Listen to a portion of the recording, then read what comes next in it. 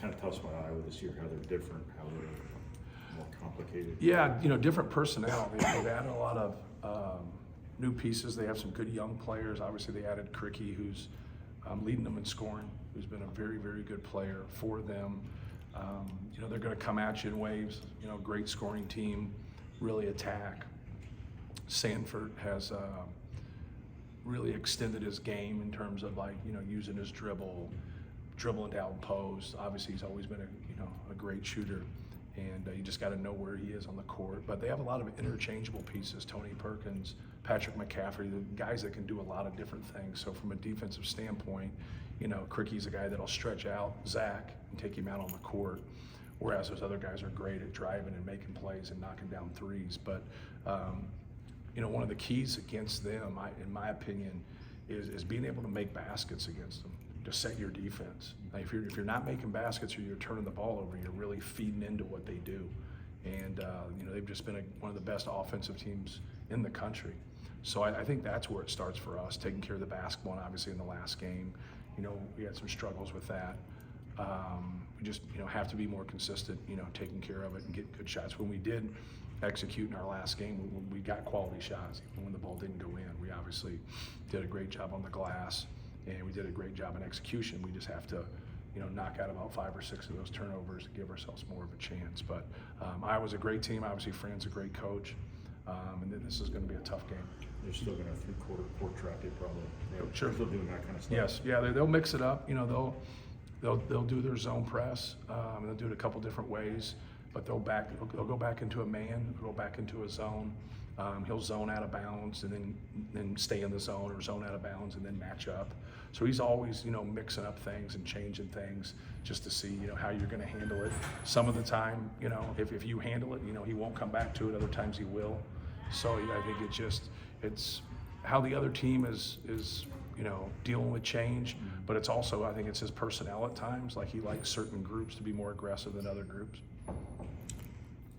Talk a lot about fixing the turnover issue. Yeah. What is it that needs to be done? Because obviously, Right. It's kind of an open thing not to do. Just Yeah, I think like when you have a couple turnovers there late for us, we had 3 post feeds that were turnovers. From a functionality standpoint, you're trying to get the ball to Zach Edey, right? And so one was just the connecting between the post guy and the passer. The other one was a foul that didn't get called, which the referees, even going back and watching, did a fabulous job, especially in comparison to last year. The other one was just connecting again. We have him in the post and just handling the pressure right there. It's a play that we had ran.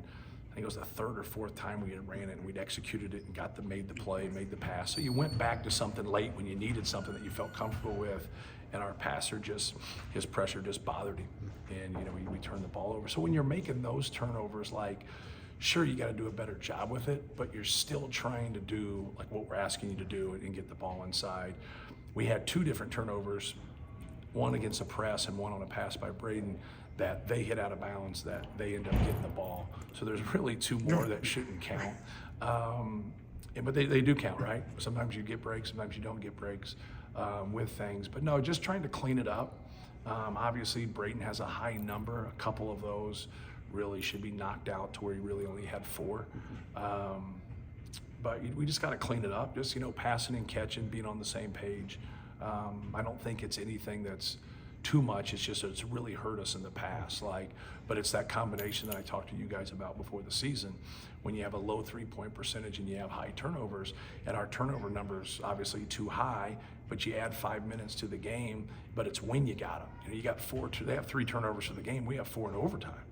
That's a huge statement. I don't know if I've ever been in a game like that. Their 3 guards come in, averaging 18, 11, and 9, and they get 70 points. So the fact that we simply didn't play good perimeter defense, and then we didn't quite take care of the basketball. But when your best player gets 35 points and you out-rebound somebody by 25, you should win the game. And give them credit, because they made huge plays and huge shots. Is it fair to say that almost some of the close issues is usually if you have that many turnovers and shoot that poorly, it's usually not a close game? Correct.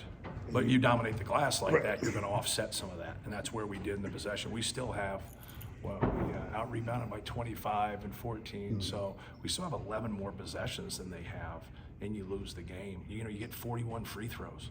Like, you know, so the thing that you got to be able to take from it is there was good things that happen. You get to the free throw line, you dominate the glass, you know, you're getting the ball to Zach. We probably had a handful, 5, 6 times they fouled us. They should be and ones, and they're not. Like, you're just getting the ball where you want it. You're getting a layup or a 5-footer. They foul you. You know, we got to be able to finish at least half of those, if not more. And we just didn't. Then we go to the free throw line, and we had a series of about 4 or 5 trips where it seemed like we split every time.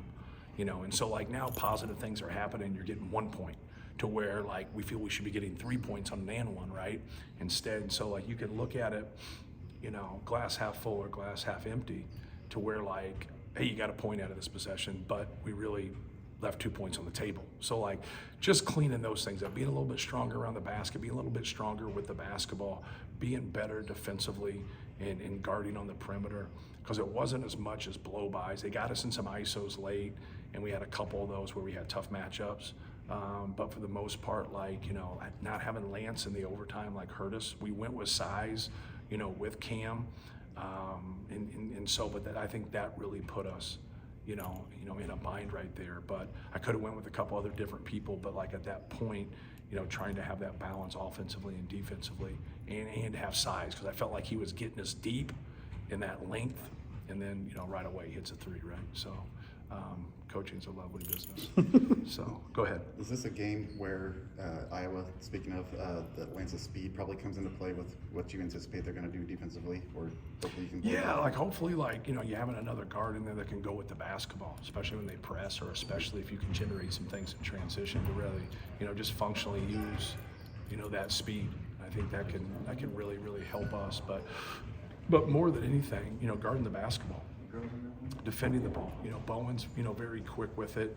Their freshman backup point guard is quick with the basketball, and so like, you know, they have other guys. Perkins is, you know, kind of just a bulldog. You know, he can get by you with his quickness. He can, you know, he can back you down with his size, but trying to get to that sweet spot. More than anything of him and everybody else, just, you know, containing the dribble and keeping it there. When they're breaking you down off the dribble and they're getting things in transition, it makes it really hard for you. I feel like this turned into a track meet after you had a big lead last year here. Yeah. They picked up the pace. They started making shots. They are a very dangerous team, but they're elite when they get behind. Like, I don't know what like clicks in their mind, but they're damn good like when the game's straight up. But when they get down like 10, 15 points or whatever, it just feels like they play a little bit more loose and they let it rip. And not to say that they're not letting it rip before, but his teams, no matter what the personnel, have always been that way, to where, like, you know, they get free flowing. Like last year, their game against Michigan State, like they're done, right? But not to them. They just keep rolling and keep shooting, and they, you know, score whatever it was, 20 points in 2.5 minutes. So the secret is to start slow then? No, the secret is just play a 40-minute game, right? Take care of the basketball, do all the little things, and just keep going, keep playing. As good as Braden's been this year, and as much as you want him to be aggressive, is there still kind of a reminder that, you know, he is just a sophomore, playing off 2 feet, part of it is still, you know, maybe a process? Yeah, I think the process is just, you know, learning, you know, from your experiences more than anything. He's definitely improved, and, you know, it's, if you're going to play in a drop, he's going to get more pull-ups and more shots.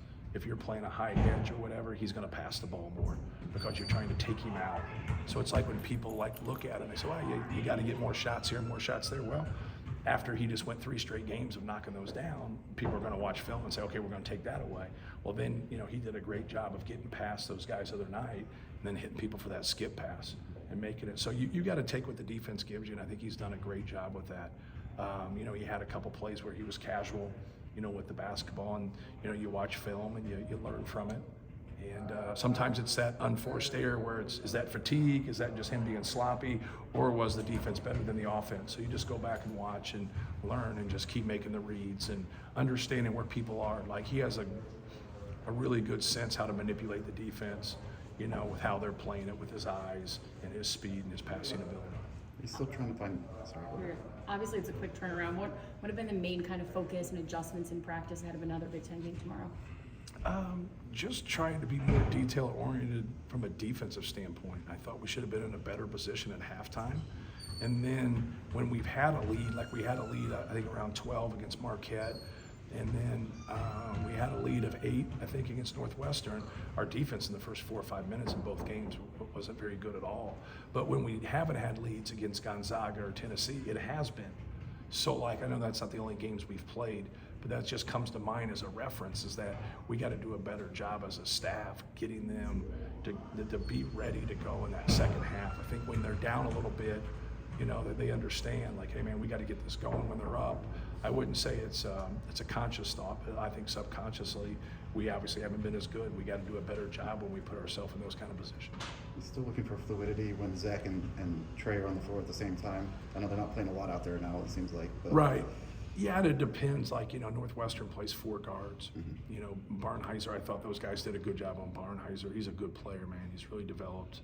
You know, he came out there and was like, golly, he was stacked in the way he could move and his skill level. But I thought, like, that matchup was a concern of ours. Just like all the matchups are always, as a coach, as a concern. But no, I thought we did some good things. Like, we get the ball to him and he has a travel right there at the rim. It's just a layup. Like, you know, I think, and people look at it and say it's one play or whatever, but those are the type of things for guys to kind of get them going, right? And but no, I think they're doing a good job with Zach. I think Caleb's done a good job. I think Mason's done a good job. I think all those guys, you want it to be perfect, but you also got to keep in perspective if a guy's getting 13, 14 minutes. Sometimes it's a little bit harder than a guy getting 25, 30 minutes.